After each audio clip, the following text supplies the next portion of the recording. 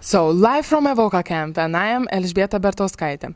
You can see the 6th dead body in this week. So, we will ask some questions of Detective Jacob Red, and maybe he will tell us how does investigation going on. They make some movies, or they are just don't know what to do. So, Jacob Red, how the investigation is going on? Do you make any progress?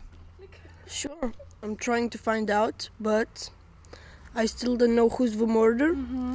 So we're gonna ask the victim. Yeah, victim. So, victim, how does it happen? By kissing. By kissing.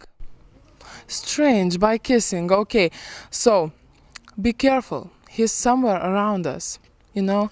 And it was live from Evoca camp, and this is Elżbieta Bertauskaitė. Sorry, I forgot one question. So, victim, what is the worst thing to be a victim? To lie in this fucking position. Yeah, okay. So, to lie in this position is not very comfortable. So, don't be a victim. Thank you. It was so stupid, my last sentences. Oh my gosh, we have to repeat it.